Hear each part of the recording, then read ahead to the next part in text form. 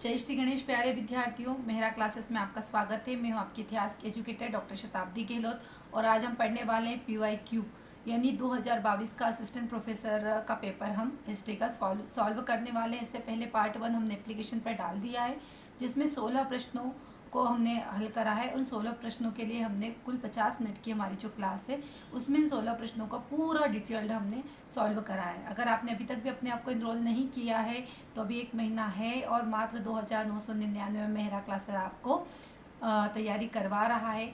तो अभी भी आपके पास समय है, अपने आप को जल्दी इनरोल कीजिए। इस वीडियो के डिस्क्रिप्शन में आपको लिंक दी गई है, आप डेमो क्लासेस भी ले सकते हैं और जो भी क्वेरी हो यहाँ पर आपका जो नंबर दिया है व्हाट्सअप नंबर, इस पर आप कॉल कर सकते हैं। ठीक है, तो चलिए आज की क्लास हम स्टार्ट करते हैं। हमारा क्वेश्चन नंबर 17 है। क्या कहता है हमारा क्वेश्चन नंबर 17? वो कह रहा है हमसे कि आर्थिक इतिहास के प्रथम लेखक कौन है भाई? टायनबी और कार्ल मार्क्स है, क्रोचे और कार है, डेम्बी या डिल्थे हैं, या RH टनवी या एलिन पावर है? कौन है? तो PSC के द्वारा जो इसका आंसर माना गया है आर्थिक इतिहास के प्रथम लेखक कौन है, तो वह है RH टनवी और एलिन पावर। ठीक है, RH टनवी और एलिन पावर। तो अब देखते हैं हम इसमें टायनबी को देखते हैं और कार्ल मार्क्स को देखेंगे, एक एक करके इसको समझने का प्रयास करते हैं। ये जो टायनबी है इनका जन्म होता है 14 अप्रैल 1890 को। ठीक है, कहाँ पर होता है? लंदन में होता है। साथ ही इनकी मृत्यु होती है 22 अक्टूबर 1975 को यार्क उत्तरी यॉर्कशायर में।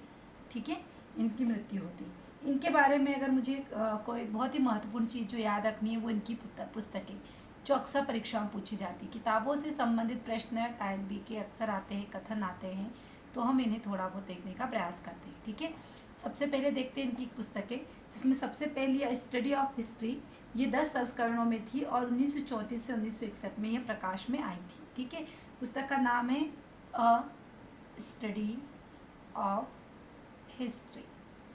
ठीक है, उसके बाद में दूसरी पुस्तक है इनकी सिविलाइजेशन ऑन ट्रायल।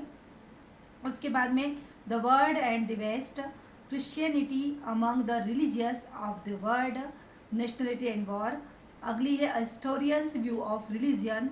नेक्स्ट है ग्रीक हिस्टोरिकल थॉट।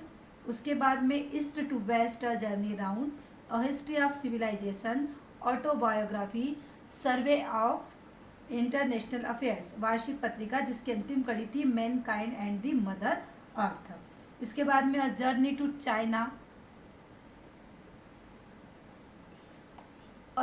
चाइना, और उसके बाद में war and civilization, a historian's approach to religion, और democracy in an atomic age, survey of international affairs. ये इनकी जो प्रमुख किताबें हैं इसके बारे में हमने देखा है। ठीक है, टायनबी बहुत ज़्यादा परीक्षा में पूछा जाता है, इसीलिए इन्हें हमें याद रखना पड़ेगा। क्वेश्चन नंबर 17 का जो आंसर है प्रथम लेखक वो है RH टनवी और एलिन पावर। अगला क्वेश्चन है हमारा, इतिहास विज्ञान है और उसका साहित्य से कोई लेना देना नहीं, यह किसने कहा था? JB बरी ने, बटरफील्ड ने, सीले ने या फिस्के ने? किसके द्वारा यह कथन कहा गया है? तो इसका जो आंसर माना है PSC ने वह है सीले। ठीक है, सीले के द्वारा कहा गया है कि इतिहास विज्ञान है और उसका साहित्य से कोई लेना देना नहीं है, क्योंकि इतिहास किसकी तरह व्यवहार करता है? विज्ञान की तरह व्यवहार करता है। तो इसका आंसर क्या है? सीले। सीले के द्वारा कहा गया था, सीले के द्वारा कहा गया था। ठीक है,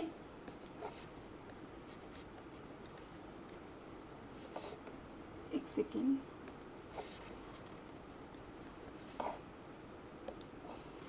अब JB ब्यूरी का कौन सा कथन है? तो इनके द्वारा कहा गया है कि इतिहास स्वतः मात्र एक विज्ञान है, न इससे कम न इससे अधिक, है ना। ब्यूरी का यह कथन है। क्या कहा इसने? कि इतिहास मात्र विज्ञान है, इसका विज्ञान है, इससे न कम न इससे अधिक। अब हमें क्या लगेगा भाई, ब्यूरी नहीं कहा होगा, लेकिन इसने सीले कहते हैं कि साहित्य से कोई लेना देना है ही नहीं, विज्ञान तो है ही लेकिन इसका साहित्य से कुछ भी लेना देना नहीं है, ये सीले का कथन है। ठीक है, ब्यूरी कहते हैं कि इतिहास विज्ञान है, न इससे कम न इससे अधिक, बराबर की बात करते हैं ब्यूरी। अगला कथन है बटरफील्ड का।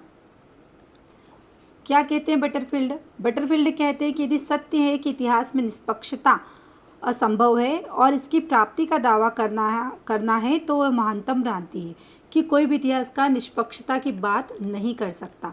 ये कह रहे हैं बटरफील्ड कि इतिहास में निष्पक्षता असंभव है और अगर इसकी प्राप्ति का कोई दावा कर रहा है तो वह एक क्या है?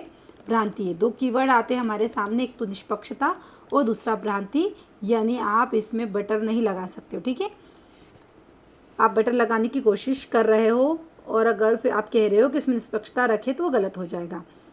अगला कथन है फिस्के का, तो फिस्के का मुझे कोई कथन इसमें मिला नहीं है। इसके अलावा हम देखते हैं बटरफील्ड का एक और कथन है कि इतिहासकार न्यायाधीश नहीं है अपितु समाज सेवकों का क्या है? सेवक है। ये कौन कह रहा है? बटरफील्ड, कि भाई ये न्यायाधीश नहीं है। और लेकिन कलहर ने क्या कहा है कि इतिहासकार क्या होता है?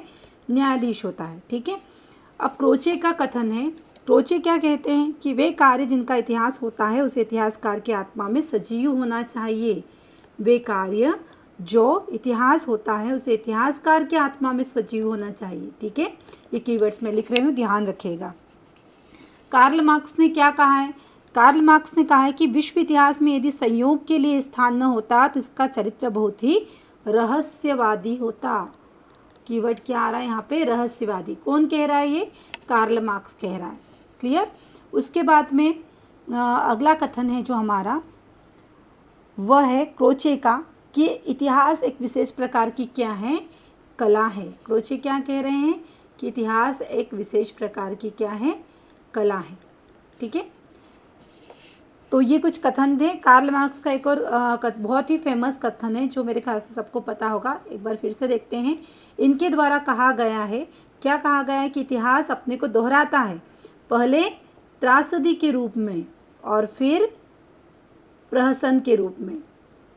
ठीक है, इस तरह से क्या करता है? इतिहास अपने आप को दोहराता है। ये कौन कह रहा है भाई? ये कह रहे हैं कार्ल मार्क्स। ठीक है, ये 2 क्वेश्चन हो गए हमारे। इतिहास को विज्ञान क्यों नहीं समझा जाता? क्यों नहीं समझा जाता? धर्म की प्रमुखता के कारण नहीं समझा जाता, नैतिकता की प्रमुखता के कारण, या दोनों के कारण, या इनमें से कोई नहीं। आप वीडियो को पॉज करके इसका आंसर देने का प्रयास करिए, क्योंकि तभी मजा आएगा, है ना। इसका आंसर हो जाएगा हमारा सी। ठीक है, सी में यानी धर्म की प्रमुखता भी होना और नैतिकता की प्रमुखता। इतिहास को इसीलिए विज्ञान नहीं समझा जाता क्योंकि इसमें धर्म की प्रमुखता है और नैतिकता की प्रमुखता है, इसीलिए इसे क्या नहीं समझा जाता? विज्ञान नहीं समझा जाता। ठीक है, इतना ही ठीक है इसके लिए, इसके बारे में, क्योंकि थ्योरेटिकल प्रश्न है, इतना ही सही है। अगला प्रश्न है हमारा क्वेश्चन नंबर 20। वास्तव में इतिहास एक कला है, परंतु एक विशेष प्रकार की कला। ये अगर आपको याद हो, अभी जस्ट मैंने इसके बारे में बताया आपको कि एक विशेष प्रकार की कला है, तो ये कीवर्ड जो हो जाएगा विशेष प्रकार की कला, तो ये हो जाएगा क्रोचे। अभी देखा हमने ऑप्शन में क्रोचे हैं। ठीक है, क्रोचे इसका सही आंसर हो जाएगा। उसके बाद में देखते हैं अगला ऑप्शन है हमारा टायन बी, हेरोडोटस और स्पेंगलर। ठीक है, तो अभी इनमें से क्रोचे इसका आंसर है। क्रोचे के अलावा और कौन कौन से कथन कहे गए हैं? पहले तो ये देखते हैं कि कला किसने कहा है। ठीक है, क्रोचे कह रहे हैं कि विशेष प्रकार की कला है। एक और बहुत ही फेमस हिस्टोरिकल है कार्ल आर पापर, पूछा जाता है इसका भी। इन्होंने क्या कहा है कि ये जो इतिहास है ये विज्ञान नहीं अपितु कला है। ठीक है, वास्तव में इतिहास एक कला है और एक विशेष प्रकार की कला, ये क्रोचे कहते हैं। और कार्ल आर पापर क्या कहते हैं कि इतिहास विज्ञान नहीं अपितु कला है। सिर्फ ये क्या कहते हैं? अपितु कला। अगर कोई कह रहा है तो वो आएगा, कौन आएगा? कार्ल आर पापर। ठीक है, क्रोचे का एक फेमस कथन और है कि वे कार्य जिनका इतिहास होता है उसे इतिहासकार की आत्मा में सजीव होना चाहिए, हमने अभी देखा था। ठीक है, अगला जो कोटेशन आता है वो आता है टायन बी का। इनका बहुत ही फेमस कथन है कि सभी सभ्यताएं समसामयिक है। ये कथन किसका है? टायन बी का। इसके अलावा ये कहते हैं कि इतिहास एक रत्न जड़ित आभूषण और इतिहासकार इसका क्या है? कुशल जौहरी है। तो यहाँ पर कीवर्ड्स हो जाएंगे आभूषण और जौहरी। ठीक है, किसने कहा है? इतिहास को आभूषण कहा है और इतिहासकार को जोहरी कहा है टायन बी ने। क्लियर। उसके बाद में एक और इसका कथन है टायन बी का कि समाज वह इकाई है जिसके आधार पर क्या होता है, इतिहास लिखा जाता है। तो इस समाज को पर्टिकुलर हाईलाइट कर रहा है कि समाज एक इकाई है जिसके द्वारा क्या होता है, इतिहास लिखा जाता है। ठीक है, तो ये जो प्रमुख कथन है ये है टायन बी के। अगले जो आते हैं हमारे वो है हेरोडोटस और फिर हमारे आते हैं स्पेंगलर। ठीक है, हेरोडोटस और स्पेंगलर क्या क्या कहा है, उनके बारे में क्या क्या जानकारी मिलती है वो देखते हैं। हेरोडोटस जिन्हें इतिहास के जनक के रूप में जाना जाता है, और एक बहुत ही महत्वपूर्ण चीज़ जो अक्सर हेरोडोटस के बारे में पूछी जा सकती है वह एक तो इनकी पुस्तक जिसका नाम क्या है, हिस्टोरिका। और उसके अलावा एक और चीज़ है कि हेरोडोटस को सिसरो ने क्या कहा है, तो सिसरो ने इसे इतिहास का सबसे झूठा व्यक्ति बताया है हेरोडोटस को। ठीक है, और हेरोडोटस जो कि एक यूनानी यात्री था, है ना, और इसकी जो पुस्तक है वो हिस्टोरिका है। इसमें कुल कितने भाग है, 9 भाग है, जिसका प्रत्येक भाग कला की 9 देवियों को समर्पित है। ध्यान रखें, बहुत महत्वपूर्ण है। हिस्टोरिका में कुल 9 भाग है और प्रत्येक भाग किसे समर्पित है, कला की 9 देवियों को समर्पित है। प्रथम जिल्द जिनमें पूर्व और पश्चिम के आरंभिक संघर्ष का वर्णन है। भाग 6 में ओनियन साम्राज्य, भाग 6 ओनियन साम्राज्य और मैराथन पर युद्ध पर लिखा हुआ है।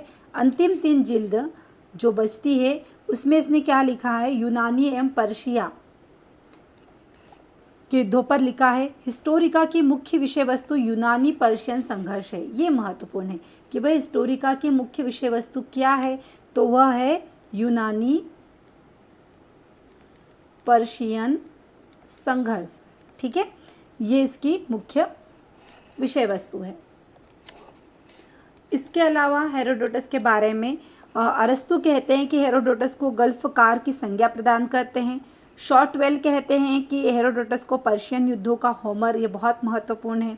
कौन कहता है, शॉर्टवेल कह रहे हैं, शॉर्टवेल कह रहे हैं, क्या कह रहे हैं, पर्शियन युद्धों का होमर कहा है। ठीक है, तो इस तरह से हेरोडोटस के बारे में कहा गया है। हेरोडोटस जो खुद का इसका कथन है, जो वास्तव में इसके बारे में कहा गया है वह है, इसने जो कहा है वह है कि जो कहता है उसे बताना मेरा दायित्व है, परंतु उसको मानने को मैं बाध्य नहीं हूँ।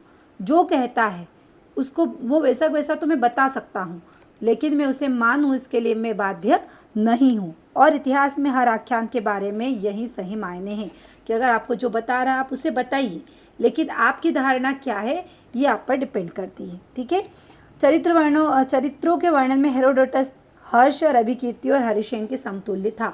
अब ये प्रश्न आ सकता है कि किसके समतुल्य था हेरोडोटस, तो वह था हर्ष, रविकीर्ति और हरिसेन के समतुल्य था। अगला जो है हमारा स्पेंगलर के बारे में देखेंगे। इसकी प्रमुख पुस्तकें अक्सर पूछी जाती है। एक तो पूरा नाम है इनका ओस्वाल्ड स्पेंगलर।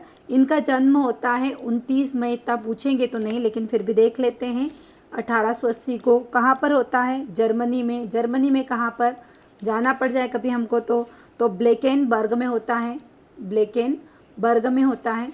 साथ ही में इनकी मृत्यु होती है 8 मई, देखो मई में ही होती है मृत्यु भी, 1936 में म्यूनिख में इनकी मृत्यु होती है। ठीक है, साथ में अगर मुझे स्पेंगलर जी की पुस्तकों के बारे में बात करनी पड़े तो इनकी प्रमुख रचनाएं हैं, उसमें बहुत ज़्यादा पूछी गई है the decline of the waste.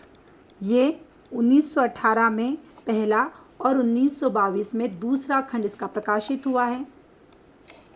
इसके अलावा इनकी जो रचनाएं हैं स्पेंगलर जी की, यार देयर एंड साइदुंग, अगली है देयर माउशंग देयर टेक्निक। E.H. गॉर्डन और P.A. गिब्सन की जो रचना है सिविलाइजेशन एंड सिविलाइजेशंस में स्पेंगलर के सिद्धांतों की चर्चा मिलती है हमें। इसके अलावा जो इनकी प्रमुख रचना है, तो सबसे पहले हमें इसको याद रखना है the decline of the west, बहुत बार परीक्षा में पूछा गया है। और साथ में स्पेंगलर के अगर जीवन चरित्र के विषय में बात करना है तो हमें विल ड्यूरेंट की एडवेंचर्स इन जीनियस, ये महत्वपूर्ण है, एडवेंचर्स एंड जीनियस, इसमें ऑसवाल्ड स्पेंगलर का जीवन चरित्र हमें देखने को मिलता है। ठीक है, तो इतना काफ़ी है स्पेंगलर जी के बारे में जानने के लिए। अगला प्रश्न देखते हैं कि कलकत्ता क्रॉनिकल का प्रकाशन कब हुआ। ठीक है, कलकत्ता क्रॉनिकल का प्रकाशन कब हुआ? 1782 में हुआ, 1784 में हुआ, 1785 में हुआ या 1786 में हुआ? तो पीएससी ने इसका जो आंसर माना है वो है 1786। ठीक है, 1786 को कलकत्ता क्रॉनिकल का प्रकाशन होता है। तारीख है इसकी 26 जनवरी 1786। कब होता है? 26 जनवरी 1786 को कलकत्ता क्रॉनिकल प्रकाशित होता है। यह अखबार स्टुअर्ट और कूपर ने शुरू करा था। अब मान लो यही प्रश्न आ जाए तो स्टुअर्ट और कूपर ने यह अखबार क्या करा था? प्रारंभ करा था। और इसे बाद में क्या करा था? ईस्ट इंडिया कंपनी ने क्या कर दिया था? इस पर इसे बंद कर दिया था, इसका लाइसेंस रद्द कर दिया गया था। ठीक है, तो इसका जो समय काल रहा वो 1786 से 1790 तक रहा। 90 में से बंद कर दिया गया था। इसके अलावा हम देखते हैं कलकत्ता गजट, जिसका प्रकाशन होता है, ये हमें पता था, है ना? कितने लोगों ने इसका भी आंसर लगाया होगा। कलकत्ता गजट जिसका प्रकाशन होता है 1784 में, और 1785 में प्रकाशन होता है बंगाल जर्नल। ठीक है, बंगाल जर्नल का। कलकत्ता से निकलने वाली पत्रिकाओं में एक है उद्दंड मार्तंड, जिसका अर्थ होता है समाचार सूर्य या बिना दांत का बाल सूर्य। ठीक है, हिंदी का प्रथम समाचार पत्र है ये उद्दंड मार्तंड। इसका साप्ताहिक प्रकाशन हुआ था, कब से हुआ था ये? 30 मई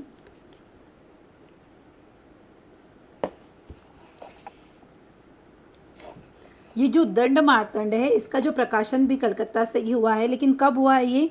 तो ये हुआ है 30 मई 1826 को कलकत्ता से प्रकाशित हुआ है। शुरू किसने करा है? तो पंडित जुगल किशोर शुक्ल ने इसे साप्ताहिक समाचार पत्र के रूप में, जुगल किशोर शुक्ल ने साप्ताहिक समाचार पत्र के रूप में इसे प्रारंभ करा था। हिंदी भाषा का प्रथम समाचार पत्र है ये, पहला समाचार पत्र है जो कलकत्ता से प्रकाशित हुआ। ठीक है, अगला देखते हैं। अगला है हमारा, इसे साफ करना पड़ेगा। अगला प्रश्न है कि किस बिल का विरोध करने के लिए उसके विरोधियों ने यूरोपियन डिफेंस एसोसिएशन नामक संस्था का निर्माण किया, जिसकी शाखाएं भारत के सभी महत्वपूर्ण केंद्रों में बनाई गई थी। अगर आपको ये शब्द समझ में आता है, यूरोपीय डिफेंस एसोसिएशन और बिल का विरोध, तो आप इस प्रश्न को सॉल्व कर सकते हो। कैसे? पहले ऑप्शन देखते हैं। पहला ऑप्शन है फॉक्स इंडिया बिल, इसका सही है। Indian high court bill answer है। रॉयल नेवी बिल, ऐसा तो कोई बिल था ही नहीं, रॉयल नेवी विद्रोह था। ठीक है ना? तो ये तो हम कट ही कर देते हैं।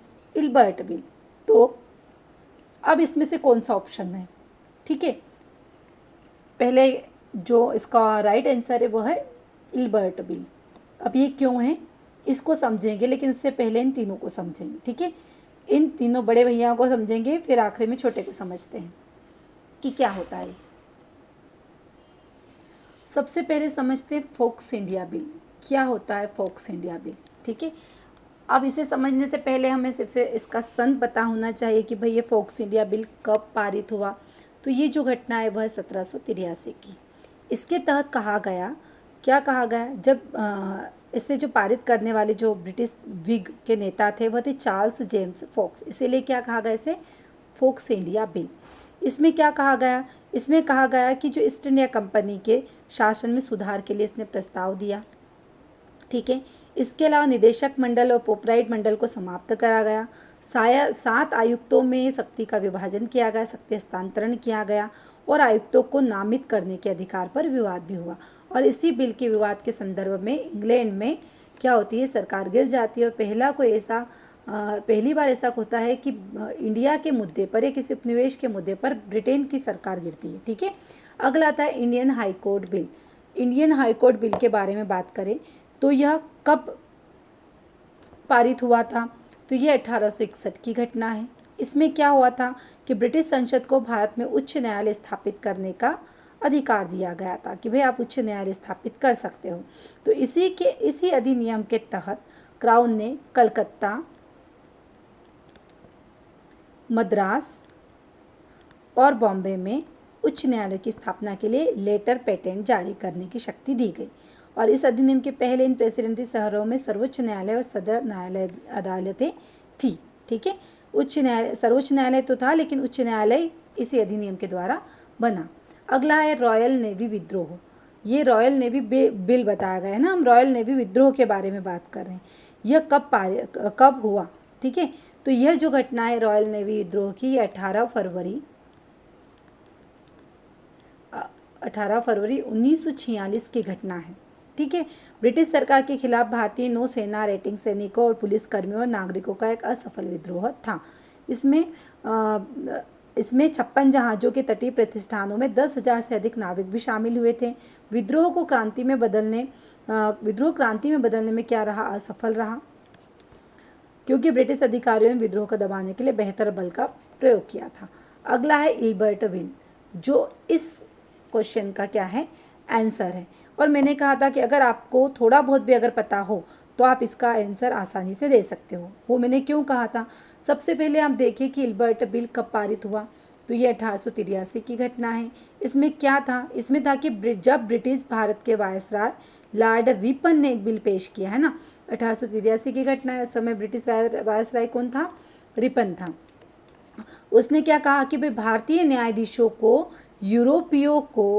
यूरोपीय लोगों पर मुकदमा चलाने की अनुमति इल्बर्ट बिल के तहत दी जाती है। और इस बिल का विरोध किसने करा? यूरोपियंस ने करा, जोरदार विरोध करा। क्यों? क्योंकि भारतीय न्यायाधीशों को यूरोपीय लोगों के मामले में सुनवाई के लिए उपयुक्त नहीं समझते हैं। तो अगर हमें ये सारी चीज़ें पता हो तो हम इसका आंसर लगा सकते हैं। इसीलिए परीक्षा में सोचने की बहुत ज़रूरत है। कुछ आंसर बहुत ही क्या कहते हैं, हलवा टाइप से होता है, जिससे ना चबाने की ज़रूरत नहीं, निगल लो आप। ठीक है, तो ये वैसे ही प्रश्न है, बस थोड़ा सा आपको यहाँ पर केयरफुल रहने की ज़रूरत है ना। अगले क्वेश्चन पर बढ़ते हैं। अगला प्रश्न है हमारा, धन के बहिर्गमन का सिद्धांत किसने प्रतिपादित किया था? किसके द्वारा धन के बहिर्गमन का सिद्धांत दिया गया? ऑप्शन देखते हैं। पहला ऑप्शन है जस्टिन रनाडे, दूसरा है दादा भाई नौरोजी, तीसरा है सुरेंद्र नाथ बनर्जी, चौथा है गोपाल कृष्ण गोखले। वीडियो पॉज करिए और इसका आंसर दीजिए, फिर मुझे बताइएगा कितने सही रहे। चलो देखते हैं इसको, है ना। धन के बहिर्गमन का जो सिद्धांत है वह दिया गया है दादा भाई नौरोजी के द्वारा। क्या होता है, दादा भाई नौरोजी ने कैसे दिया? तो सबसे पहले धन निष्कासन से क्या समझते हैं, है ना। तो धन निष्कासन से तात्पर्य होता है उन विविध माध्यमों से जिनके द्वारा भारत का धन कहा जाता है ब्रिटेन जा रहा है, और वो भी बिना किसी प्रतिफल के भेज रहे हैं। तो इसीलिए सर्वप्रथम दादा भाई नौरोजी ने, इनकी पुस्तक बहुत बार पूछी गई है, शायद से आपको पता भी होगी, द पॉवर्टी एंड अन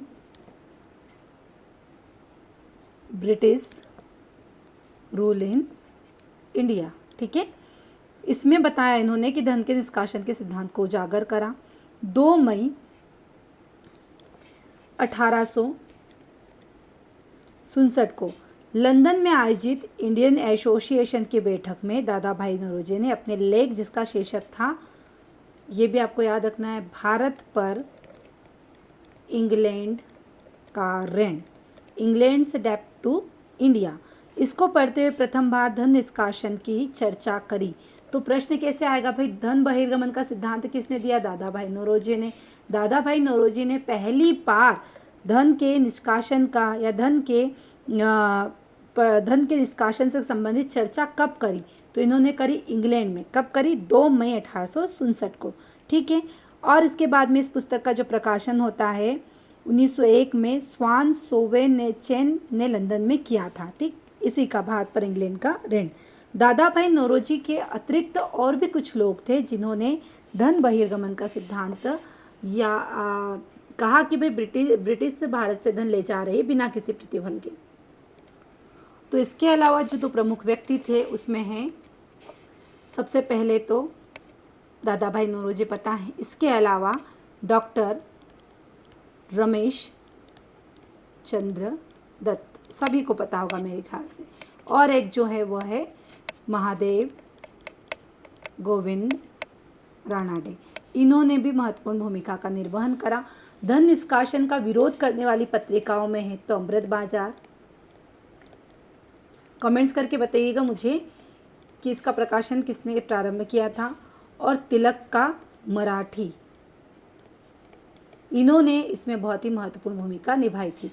कि तिलक का जो मराठी पत्र है किस भाषा में प्रकाशित होता है, कमेंट्स करके जरूर बताइएगा मुझे, ठीक है। 15 अगस्त 1881 को अपने अंक में अमृत बाजार पत्रिका ने अंग्रेजों को चेतावनी देते हुए लिखा, क्या लिखा कि वे यह नहीं जानते हैं कि शल्य क्रिया के परिणाम स्वरूप उनका रोगी शोचनीय दशा में पहुंच रहा है। ये कथन अमृत बाजार पत्रिका में प्रकाशित हुआ, ठीक है। और साथ ही में राष्ट्रीय पूंजी का 1/3 भाग किसी न किसी रूप में बाहर से बाहर जा रहा है और इसीलिए दादा भाई नौरोजी ने इसे क्या कहा है, ये पूछा हुआ प्रश्न है, किसने अनिष्टों का अनिष्ट कहा है, तो अनिष्टों का अनिष्ट कथन कहा गया है दादा भाई नौरोजी के द्वारा, ठीक है। 1896 में जो राष्ट्रीय कांग्रेस के कलकत्ता अधिवेशन होता है जिसमें प्रथम बार नौरोजी के धन निष्कासन के सिद्धांत को क्या मिलती है, स्वीकृति। अब ये भी आ सकता है कि कांग्रेस ने कब स्वीकृति दी, तो 1896 में कलकत्ता अधिवेशन, जिसकी अध्यक्षता भी दादा भाई नौरोजी ने ही की थी, ठीक है। दादा भाई नौरोजी ने इसी के आधार पर 1905 में स्वशासन की मांग भी की थी, ठीक है। इस तरह से ये प्रश्न हमारा कंप्लीट होता है। तो अगला प्रश्न है हमारा कि किस पहले धार्मिक सुधारवादी को लोकहितवादी के नाम से जाना जाता है। पहला ऑप्शन है हमारा गोपाल गणेश अगरकर, दूसरा है गोपाल हरि देशमुख, तीसरा है गोपाल कृष्ण गोखले, चौथा है आरजी भंडारकर। वीडियो को रोकिएगा, आंसर देने का प्रयास करिएगा ताकि हमें पता चल जाए हमारी तैयारी कितनी हुई, ठीक है। पीएससी ने इसका आंसर माना है गोपाल हरि देशमुख। तो थोड़ा सा जानते हैं हम इनके बारे में, क्या क्या जान सकते हैं देखते हैं। सबसे पहले देखते हैं गोपाल गणेश अगरकर, जी अगरकर। तो लोकहितवादी के नाम से जो जाने जाते हैं वो हमारा ऑप्शन है गोपाल हरि देशमुख, ठीक है। इनको कहा जाता है गोपाल हरि देशमुख लोकहितवादी, ठीक है। अब एक एक करके ऑप्शन देखते हैं। गोपाल गणेश अगरकर,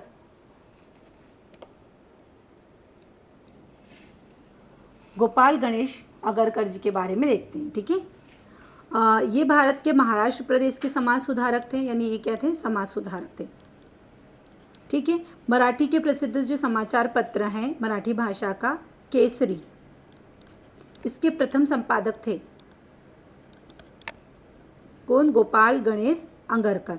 लेकिन बाल गंगाधर तिलक से वैचारिक मतभेद होने के कारण इन्होंने क्या करा, वहाँ से वो हट गए और केसरी का संपादन प्रारंभ करा, ठीक है। केसरी का संपादन इन्होंने क्या करा, प्रारंभ करा। प्रथम संपादक केसरी से ही विवाद होने के बाद में इन्होंने सुधारक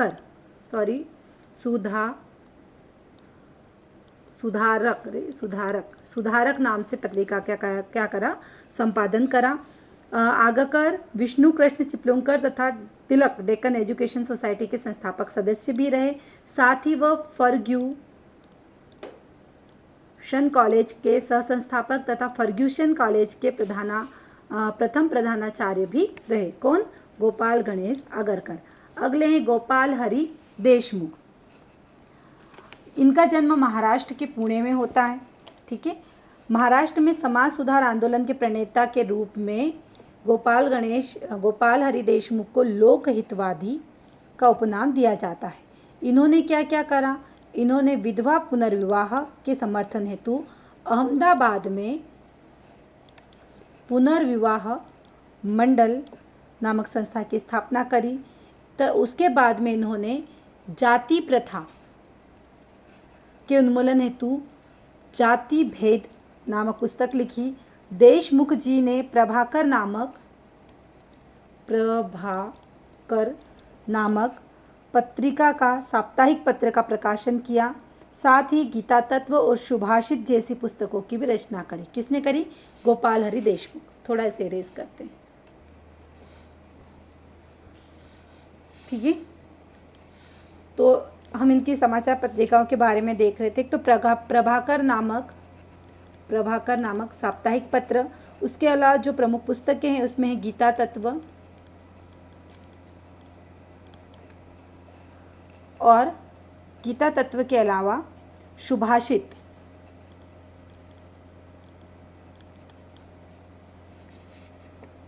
लल्ला ऐसे बंद करना पड़ेगा। उसके बाद में इन्होंने 1880 में गवर्नर जनरल की कार्यकारिणी परिषद का सदस्य भी बनाया गया गोपाल हरि देशमुख जी को। अगले हैं हमारे गोपाल कृष्ण गोखले। गोपाल कृष्ण गोखले ये महात्मा गांधी के राजनीतिक गुरु थे तथा महादेव गोविंद रानाडे के क्या थे? शिष्य थे। महात्मा गांधी जी के राजनीतिक गुरु हमें सबको पता है, महादेव गोविंद रानाडे के शिष्य थे। गोपाल कृष्ण गोखले का जन्म महाराष्ट्र के कोल्हापुर में होता है। नौजवानों को सार्वजनिक जीवन के लिए प्रशिक्षित करने तो इन्होंने क्या करा था? 1905 में बहुत महत्वपूर्ण सर्वेंट ऑफ इंडिया सोसाइटी की स्थापना करी, जिसका उद्देश्य क्या था? नौजवानों को सार्वजनिक जीवन के लिए प्रशिक्षित करना। 1902 में इन्होंने बम्बई विधानसभा और बाद में इम्पीरियल विधानसभा का सदस्य चुना गया। इन्होंने पूना सार्वजनिक सभा की त्रैमासिक पत्रिका का संपादन किया। इसके अतिरिक्त सुधारक भी इनकी महत्वपूर्ण पत्रिका थी, जिसके संपादक गोपाल हरि देशमुख भी थे। ठीक है, सुधारक। भारतीय लोक सेवा आयोग के सदस्य के रूप में भी इन्होंने कार्य करा गोपाल कृष्ण गोखले जी ने। साथ ही में भारत सचिव मार्लेन ने क्या कहा था? गोपाल कृष्ण गोखले जी को कहा था कि एक ताल ठोकने वाला चिमटा। ठीक है, ये कहा था गोपाल कृष्ण गोखले जी के बारे में। किसने कहा था? तो भारत सचिव मार्लेन ने। अगले हमारे आर.जी. भंडारकर। आर.जी. भंडारकर जिनका पूरा नाम आता है रामकृष्ण गोपाल भंडारकर। ठीक है, और ये एक प्रमुख भारतीय विद्वान, प्रभावशाली भारतीय विद्वान और समाज सुधारक थे। भंडारकर संस्कृत और प्राचीन भारतीय इतिहास के प्रतिष्ठित विद्वान थे। उन्होंने भारत के अतीत पर प्रकाश डालने के लिए प्राचीनतम शिलालेख और ग्रंथों को समझने में योगदान दिया। साथ ही प्रभाकर जो थे वह प्रार्थना समाज से जुड़े और एक सुधारवादी आंदोलन जो केशरवादी तर्कवाद और सामाजिक समानता को बढ़ावा देने पर इन्होंने क्या करा? ध्यान केंद्रित करा। इस तरह से ये हमारे सारे टॉप पॉइंट कवर होते हैं। अगला प्रश्न है हमारा क्वेश्चन नंबर 25 कि थियोसोफिकल सोसाइटी का मुख्यालय कहाँ पर अवस्थित है? पहला ऑप्शन है त्रिवेंद्रम, दूसरा है हैदराबाद, तीसरा है कोच्चि, चौथा है आडियार। कहाँ पर थियोसोफिकल सोसाइटी का मुख्यालय अवस्थित है? तो इसमें जो सबसे महत्वपूर्ण है और सभी को मेरे ख्याल से पता भी होगा, इसका ऑप्शन जो है 25 का वह है डी, अडियार। ठीक है, अब देखेंगे भाई थियोसोफिकल सोसाइटी के बारे में। तो सबसे पहले देखते हैं इसकी स्थापना कब हुई? तो 1875 में हुई। किसने करी? Madam H.P. ब्लावत्स्की ने। कहाँ पर करी? न्यूयॉर्क में। ठीक है, न्यूयॉर्क कहाँ आता है? अमेरिका। अगर ऑप्शन में अमेरिका हो तो अमेरिका लगाइएगा। जो क्या थी? एक रूसी महिला थी। ऐसे छोटे छोटे प्रश्न ही पूछता है पीएससी। ठीक है, इसने क्या करा? अमेरिकी सेना के कर्नल M.S. अलकॉट भी उनसे मिल गए, यानी दोनों सदस्य हो गए, तो मैडम ब्लावत्स्की और M.S. अलकॉट, जो क्या थे? एक अमेरिकी सेना के सदस्य थे। 1879 में इसका प्रधान कार्यालय न्यूयॉर्क से कहाँ कर दिया? स्थानांतरित मुंबई कर दिया। ठीक है, 1982 में इन्होंने अपनी सोसाइटी का अंतर्राष्ट्रीय मुख्यालय मद्रास के समीप कब करा? ये जो अडियार है इसको है ना, 1882 में अंतर्राष्ट्रीय मुख्यालय मद्रास के समीप अडियार में कर दिया। अब यहाँ पर अगर मद्रास होता तो मद्रास भी इसका आंसर हो सकता था। ठीक है, इसके अलावा 1888 में एनी बेसेंट ने इंग्लैंड में इस सोसाइटी के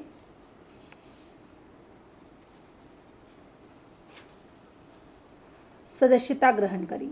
कब करी? 1888 में। और 1893 में शिकागो विश्व धर्म सम्मेलन में भी गई थी एनी बेसेंट। और इसके अलावा 1893 शिकागो विश्व धर्म सम्मेलन में भारत का प्रतिनिधित्व किसने किया था? कमेंट्स करके बताइएगा। ठीक है, तो ये यहाँ पर हमारा प्रश्न कंप्लीट होता है। आगे बढ़ते हैं। ये इसका इंग्लिश है। अगला है हमारा वर्ड हिस्ट्री से लेटरन समझौता 11 फरवरी 1929 को किन के बीच में हुआ था? मुसोलिनी और पोप, हिटलर और मुसोलिनी, मुसोलिनी और इंग्लैंड, या हिटलर और इंग्लैंड? किसके बीच में यह समझौता हुआ था? इसका आंसर देना है हमें। तो इसका जो आंसर है वह इसका आंसर है मुसोलिनी और पोप के बीच में समझौता होता है 11 फरवरी 1929 को। अब हम इस समझौते को पूरा समझते हैं। ठीक है, बहुत अच्छे से समझते हैं ताकि हमारा वर्ड हिस्ट्री भी अच्छा सा पावरफुल हो जाए। इसका आंसर है मुसोलिनी और पोप। सबसे पहले तारीख हमें पता चल गई है, 11 फरवरी 1929 का समय है। इटली के एकीकरण के कब हुआ? 1871 को। बाद में स्वयं को पोप वेटिकन का बंदी कहता था। क्या कहता था भाई? कि वेटिकन का बंदी कहता था। कौन कहता था? पोप कहता था। ऐसी स्थिति में मुसोलिनी ने कैथोलिक राष्ट्र होने के नाते वे पोप से अच्छे संबंध बनाकर रखना चाहता था। चूँकि मुसोलिनी एक कैथोलिक राज्य बनाना चाहता था, इसीलिए किससे संबंध अच्छा रखना चाहता था? पोप से। इसीलिए उसने पोप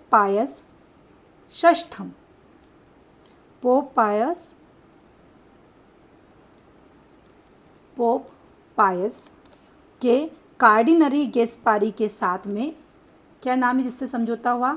कार्डिनरी गेस्पारी के साथ 11 फरवरी 1929 को पोप के लेटरन महल में समझौता आता है। इसीलिए इसे लेटरन समझौता कहते हैं ना।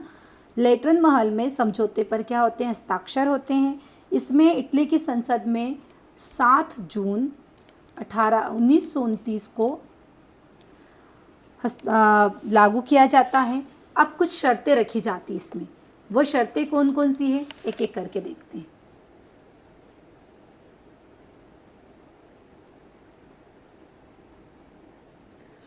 कौन कौन सी शर्तें इसमें? सबसे पहली शर्त जो लेटरन समझौते के तहत हुई 11 फरवरी 1929 का मुसोलिनी और पोप के बीच में, यह पोप पायस के जो कार्डिनरी गेस्पारी के साथ होता है। लेटरन महल में इस समझौते पर हस्ताक्षर होती है।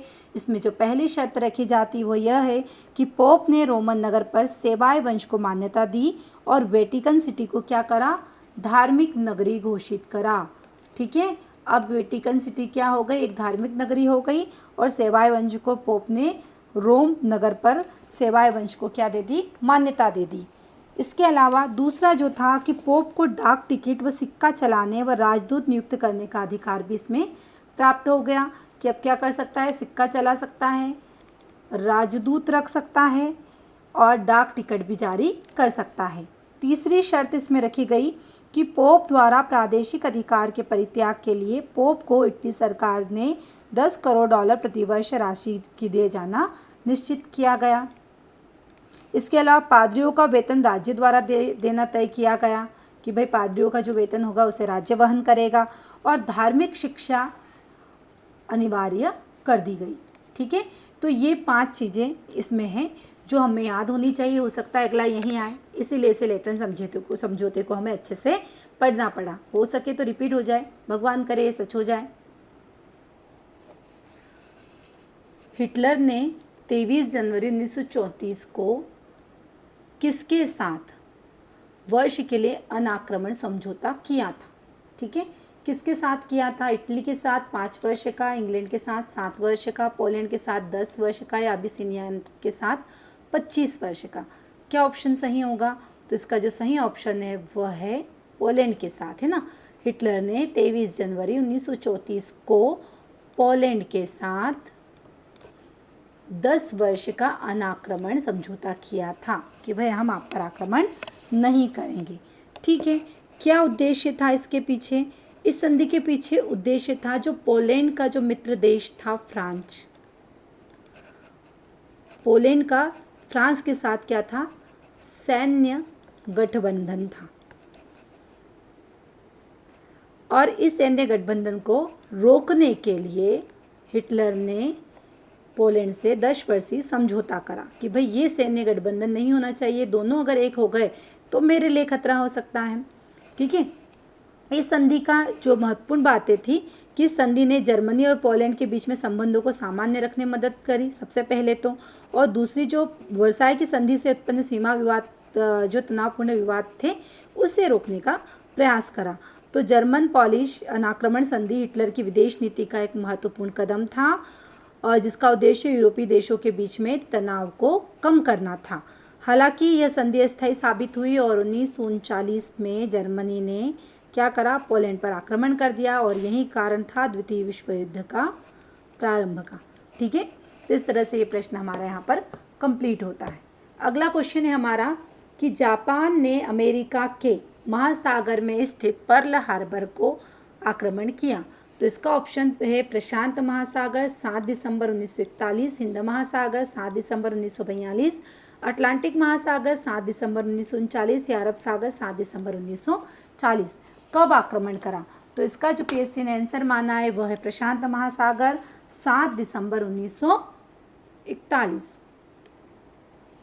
ठीक है, अब इसके बारे में थोड़ा बहुत देखते हैं हम कि अमेरिका ने क्या करा था। अगस्त 1941 में अमेरिका ने तेल के निर्यात करने पर क्या कर दिया था, प्रतिबंध लगा दिया था। तेल में आत्मनिर्भरता के लिए जापान ने डच ईस्ट इंडिया कंपनी के जो क्षेत्र है जिसमें जावा, सुमात्रा और बोर्निया पर अधिकार करने की योजना बनाई। और इस क्षेत्र पर अधिकार करने में जापान के समक्ष सबसे बड़ी समस्या क्या थी, अमेरिका का नौसैनिक अड्डा जो क्या है, पर्ल हार्बर पर स्थित था। जापान ने बिना किसी चेतावनी के 7 दिसंबर 1941 को अमेरिकी नौसैनिक अड्डा पर्ल हार्बर पर क्या करा, आक्रमण कर दिया और जिसमें क्या हुआ कि 2343 अमेरिकी सैनिक मारे गए और 2000 से अधिक सैनिक घायल हो गए इस हमले के तहत। इसका आंसर हो जाएगा प्रशांत महासागर 7 दिसंबर 1941 और इसका रीज़न क्या था, तेल के निर्यात में रोक देना, प्रतिबंध लगा देना। ठीक है, अगला प्रश्न है हमारा कि वर्साई की संधि के विषय में किसने कहा था कि यह संधि नहीं, यह केवल 20 वर्षों के लिए युद्ध विराम है। मार्शल फोच ने कहा था, येच कार ने कहा था, डेविड थॉमसन ने कहा था, डीसी सोमरवेल ने कहा था। किसने कहा था कि वर्साई की संधि यह मात्र एक संधि नहीं, केवल सिर्फ 20 वर्षों के लिए युद्ध विराम है। तो इसका जो आंसर आएगा वह आएगा मार्शल फोच। मार्शल फोच ने कहा था कि यह संधि नहीं, केवल 20 वर्षों के लिए युद्ध विराम है। ठीक है, अब देखते हैं वर्साई की संधि के बारे में। तो यह संधि कब हुई? तो वर्साई की जो संधि होती है वो होती है 28 जून 1919 को। इसमें क्या होता है, इस संधि की प्रमुख शर्तें में कि जर्मनी की इच्छा के विरुद्ध फ्रांस को अल्सास लॉरेन वापस दिए गए। पहला इसमें था कि जर्मनी नहीं देना चाहता था लेकिन फिर भी फ्रांस को क्या दिया गया, एक तो अल्सास और लॉरेन। दूसरा जो था वह था सार नामक जर्मनी की जो कोयला खदानें 15 वर्षों के लिए फ्रांस को दे दी। तीसरा इसमें जर्मनी को युद्ध पूर्व के सभी अपने क्षेत्र का कुछ भाग बाध्य होकर देना पड़ा। चौथा जो इसमें था राइन नदी घाटी क्षेत्र को सेना रहित घोषित करने के लिए कहा गया।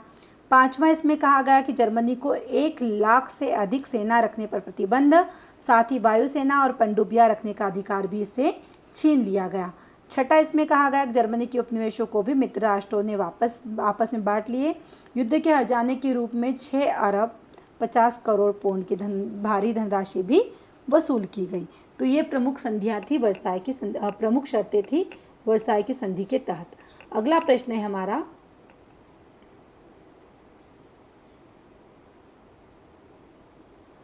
कि अटलांटिक चार्टर 14 अगस्त 1941 को संयुक्त राष्ट्र संघ की स्थापना का पहला कदम माना जाता है, जो कि संयुक्त विज्ञप्ति थी।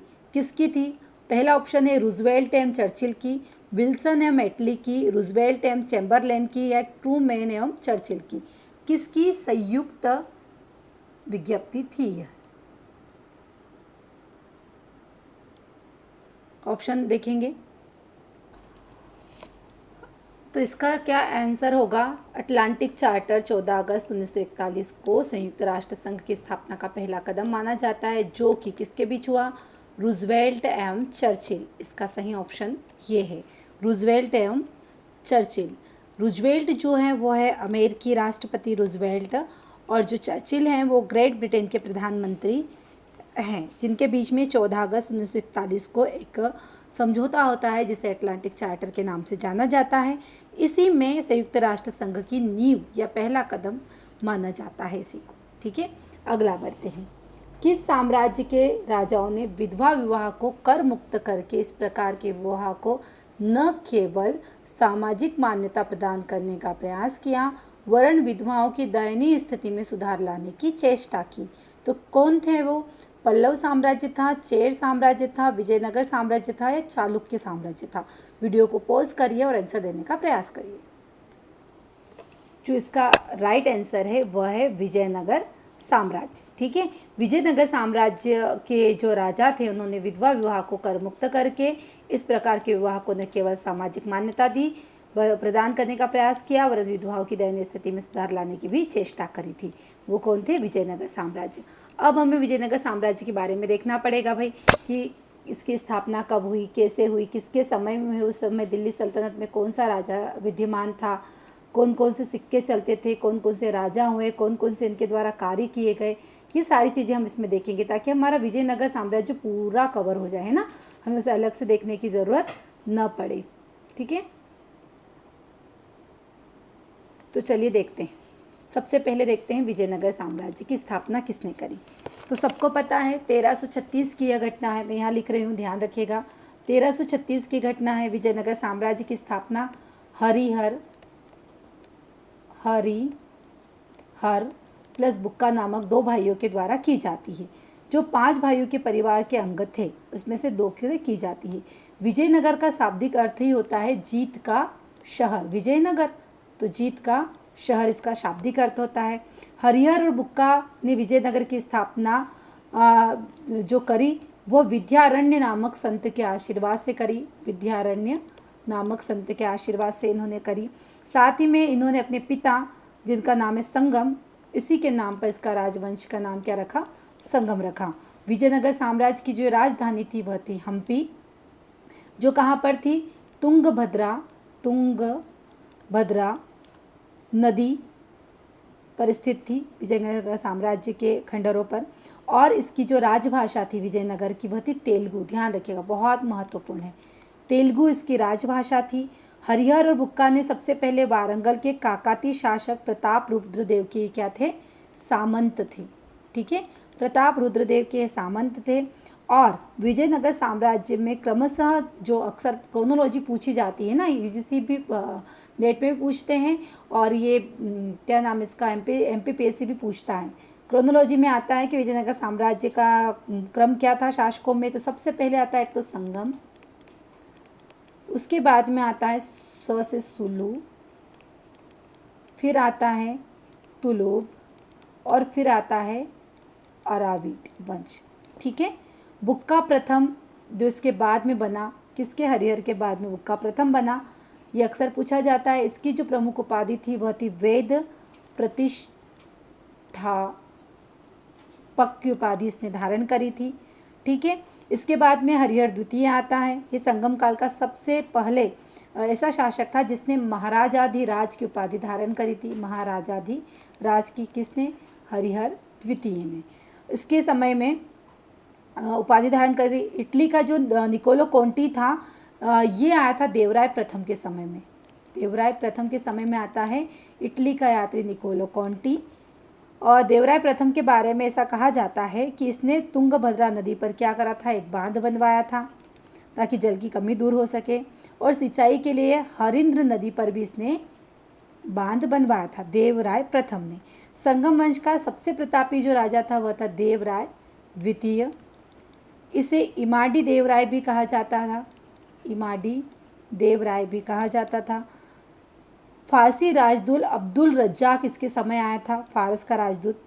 और इसके अनुसार यानी अब्दुल रज्जाक के अनुसार विजयनगर के जो पुलिस वाले हैं, पुलिस वालों का वेतन वेश्यालयों की आय से दिया जाता था।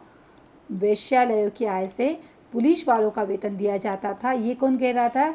अब्दुल रज्जाक कह रहा है। इसके अलावा जो संगम तेलुगु कवि श्रीनाथ थे, कुछ समय के लिए देवराय द्वितीय के दरबार में रहते हैं। और देवराय द्वितीय ने संस्कृत ग्रंथ जिसका नाम है महानाटक सुधानिधि एवं ब्रह्मसूत्र पर भाष्य लिखा था देवराय द्वितीय ने। मल्लिका अर्जुन को प्रौढ़ देवराय कहा जाता है, जिसके बाद में हुआ मल्लिका अर्जुन। ध्यान रखिएगा, इसे क्या कहा जाता है? प्रौढ़ देवराय कहा जाता है। सालू नरसिंह ने विजयनगर में दूसरे राजवंश सालू वंश की स्थापना करी। इसका जो प्रमुख शासक था वह था वीर नरसिंह। उसके बाद में तुलु वंश आता है। ये प्रश्न बहुत महत्वपूर्ण है क्योंकि इसका जो तुलु वंश का सबसे प्रतापी राजा है वह है कृष्ण देव राय। ठीक है, 8 अगस्त 1509 को ये शासक बनता है कृष्ण देव राय। सालू तिम्मा कृष्ण देव राय का योग्य मंत्री एवं सेनापति था। बाबर ने अपनी आत्मकथा में कृष्ण देव राय को सबसे शक्तिशाली शासक बताया है, ध्यान रखिएगा। और इसी के शासनकाल में पुर्तगाली यात्री आता है जिसका नाम है डोमिंगो पायस। ठीक है, कृष्णदेव राय के दरबार में तेलुगु के 8 सर्वश्रेष्ठ कवि होते जिन्हें अष्टदिग्गज कहा जाता है और इसके समय को क्लासिकल युग कहा जाता है। लास्ट टाइम एमपीपीएससी में पूछा हुआ प्रश्न है, ध्यान रखिएगा। कृष्णदेव राय ने तेलुगु में लिखा है, तेलुगु में क्या लिखा है? अमुक्त माल्यदा। और संस्कृत में लिखा है जाम्बवती कल्याणम। ठीक है, और तुलु वंश का जो अंतिम शासक होता है वो होता है सदाशिव। राक्षस तगड़ी का जो 1565 का युद्ध होता है, राक्षस तगड़ी का, इस युद्ध में विजयनगर साम्राज्य का क्या हो जाता है? पतन हो जाता है। ठीक है, इस तरह से हमारा सारा प्रश्न कंप्लीट होता है। अगला जो प्रश्न है हमारा वह है सिख धर्म में लंगर प्रणाली की शुरुआत किसने करी थी? भाई किसके द्वारा सिख धर्म में लंगर प्रणाली की शुरुआत की गई थी? देखते हैं,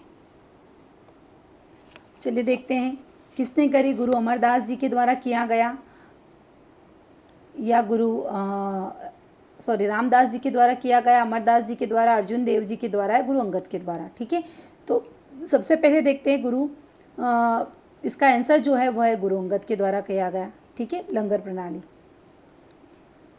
अब देखते हैं सिख धर्म के संस्थापक कौन है। तो कौन है भाई? गुरु नानक जी। कुल कितने गुरु हुए इसमें? तो 10 गुरु हुए। अंतिम कौन है? गुरु गोविंद जी। ठीक है, गुरु गोविंद जी है जिन्हें बहादुर शाह प्रथम ने क्या करा था? 5000 का मनसब और 5000 का सवार दिया था। ठीक है, ये तो 10 गुरु। अब एक एक करके गुरुओं को देखते हैं। सबसे पहले देखते हैं कि गुरु नानक जी के बाद में कौन से गुरु आते हैं। तो गुरु नानक जी के बाद में अगले जो गुरु आते हैं गुरु अंगद। गुरु अंगद जिन्होंने क्या करा था कि ये भी खत्री कुल के थे और इन्होंने गुरु आत्मा के प्रतिनिधि के रूप में गद्दी पर ये सवार हुए थे और इन्होंने गुरुमुखी लिपि का आविष्कार करा था। ठीक है, गुरुमुखी लिपि के लिए जाने जाते हैं। उसके बाद में आते हैं गुरु अमरदास जो वैष्णव धर्म को मानने वाले होते हैं। 22 गद्दियों की स्थापना करते हैं। अमरदास को अकबर ने 500 बीघा जमीन दी थी इसकी बेटी बीबी भानी को और उसी पर रामदास जी ने क्या करा था? अमृतसर नगर बसाया था और रामदास जी ने क्या करा था? गुरु के पद को पैतृक बना दिया था। ठीक है, उसके बाद में आते हैं फिर गुरु अर्जुन देव जी। गुरु अर्जुन देव जी 1590 में अमृतसर सरोवर के बीच में हरमंदिर साहब स्वर्ण मंदिर का निर्माण करते हैं जिसके शिलान्यास का कार्य किया जाता है कादरी संप्रदाय के मियाँ मीर के द्वारा किया जाता है। इसके अलावा तरन तारण और गोविंदपुरा नगर भी बसाते हैं। इनके अनुयायियों को रामदासी या मनसद या मेवरा कहते हैं। अर्जुन देव के शिष्य अपनी आय का 10वां भाग धर्म की अभिवृद्धि के लिए देते थे और इन्होंने आदि ग्रंथ की रचना करी जिसमें 5 सिख गुरुओं के उपदेश और साथ ही 18 हिंदू संतों के उपदेशों का, साथ में बाबा फरीद और हिंदी भाषी संत कबीरदास, रैदास, नामदेव व रामानंद जी के उपदेशों का संकलन किसमें करा है? आदि ग्रंथ साहब में करा है। जहांगीर ने कठोर यातना देकर 30 मई 1606 को इन्हें मृत्युदंड दे दिया बंदीगृह में। ठीक है। सिखों को लड़ाकू जाति में परिवर्तित करने का कार्य करा था गुरु हरगोविंद जी ने। गुरु हरगोविंद जी ने क्या करा था, नगाड़ा बजाना प्रारंभ करा था और अकाल तख्त की स्थापना करी थी। गुरु तेग बहादुर की हत्या औरंगजेब ने करी थी और इन्हीं की याद में दिल्ली में शीशगंज गुरुद्वारा मौजूद है। विचित्र नाटक के जो रचनाकार है वो गुरु गोविंद साहब हैं, गुरु गोविंद जी हैं, यहाँ पर लिखते हैं। ये सब हमने MCQs में सॉल्व करा है ना, फिर से रिपीट कर रहे हैं हम। ठीक है, तो इस तरह से यहाँ पर ये कंप्लीट होता है। अगला प्रश्न देखते हैं, नुस्खा दिलकुशा किस सम्राट के इतिहास का महत्वपूर्ण स्रोत है। अब देखते हैं, औरंगजेब के शासनकाल के बारे में बताते हैं। शाहजहां, जहांगीर या अकबर, किसके शासनकाल के बारे में नुस्खा दिलकुशा में बताता है, तो यह जो है वह है औरंगजेब के बारे में बताता है। औरंगजेब के द्वारा इसके रचनाकार कौन है, तो इसके रचनाकार है भीमसेन बुरहान पूरी इसके रचनाकार है। ठीक है, इसके अलावा अगर इसके बारे में हमें जानना हो तो जो ये पुस्तक है औरंगजेब के शासनकाल की शुरुआती भारत में शांति, समृद्धि और फलते फूलते व्यापार के बारे में हमें बताता है। ठीक है,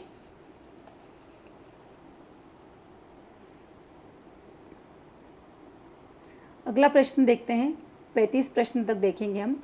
कोणार्क का सूर्य मंदिर किस साम्राज्य के शासक ने बनवाया था।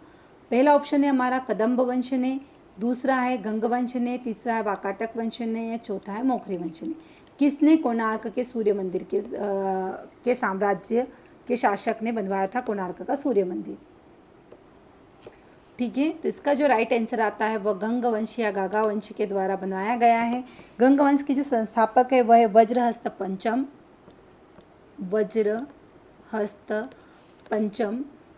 इस वंश के संस्थापक है। अभिलेखों में गंग वंश के प्रथम शासक कोंकणी वर्मा को बताया गया है, कोंकणी वर्मा। गंगों की प्रारंभिक राजधानी जो थी वह थी कुवललाल या कोलार, बाद में तलकाड हो गई। दत्तक सूत्र पर टीका लिखने वाला गंग वंश का शासक था, दत्तक सूत्र पर टीका लिखने वाला गंग वंश का शासक था जिसका नाम है माधव प्रथम। अब कदम्ब वंश को देखते हैं। कदम्ब वंश का जो संस्थापक है वह है मयूर शर्मन। कदम्ब वंश की जो राजधानी थी वह थी बनवासी। ठीक है, वाकाटक वंश को देखते हैं। वाकाटक वंश की जो स्थापना करी थी विंध्य शक्ति ने।